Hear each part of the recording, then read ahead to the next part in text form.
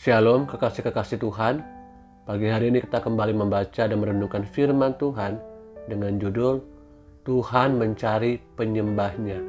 Bersama dengan saya, Fani Paendong.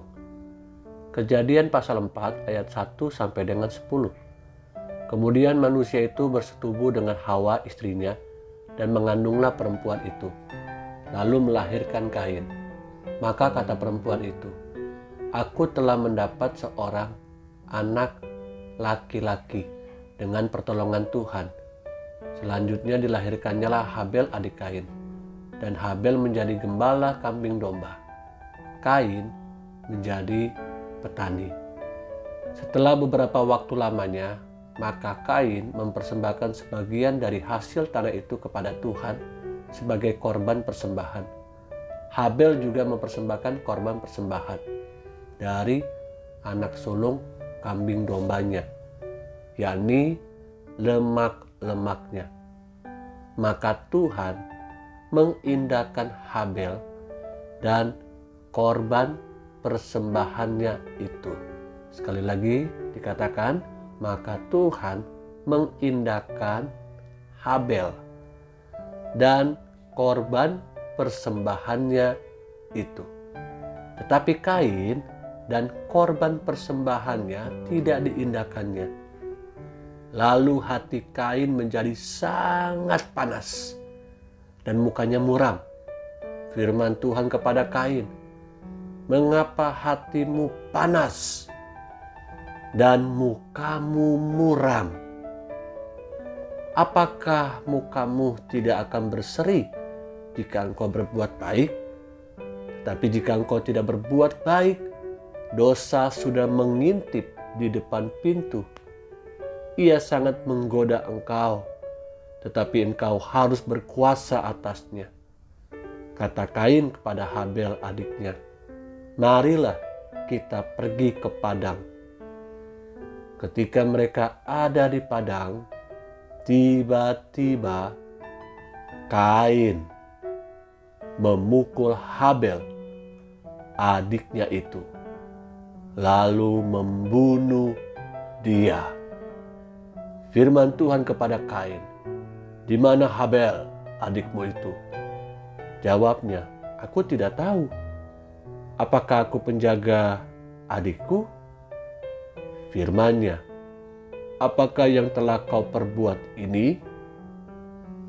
Darah adikmu itu berteriak kepadaku dari tanah."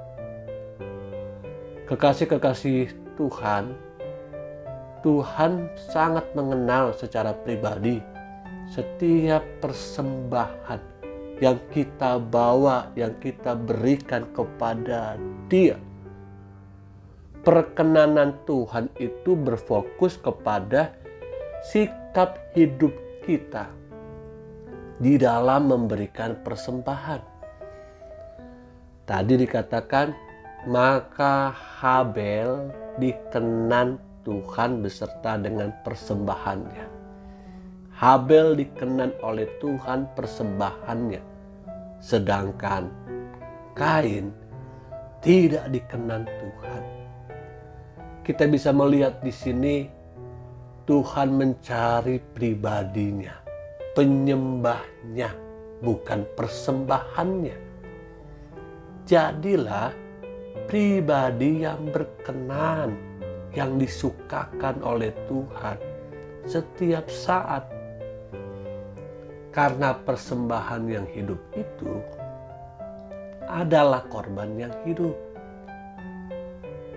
Tuhan senang dengan korban yang hidup. Makanya kita tahu di dalam perjanjian lama, korban yang akan dibawa untuk dipersembahkan harus dalam kondisi hidup, tidak bercacat celah.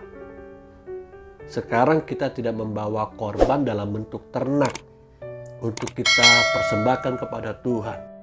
Rasul Paulus katakan di dalam Roma pasal 12 ayat 1, persembahan yang hidup itu adalah hidup kita sendiri sebagai korban yang hidup yang berkenan kepada Allah. Jadi kita bisa membawa hidup kita setiap saat untuk dipersembahkan kepada Tuhan. Karena Tuhan menginginkan hidup kita ini setiap saat ada di dalam hadirat Tuhan. Dan hadirat Tuhan itu tidak hanya kita bisa nikmati di gereja ketika kita beribadah. Tapi ketika kita bekerja, belajar, bahkan dimanapun, kita bisa membawa hidup kita ada di dalam hadirat Tuhan. Menikmati Tuhan. Dan Tuhan menikmati kita. Haleluya. Amin.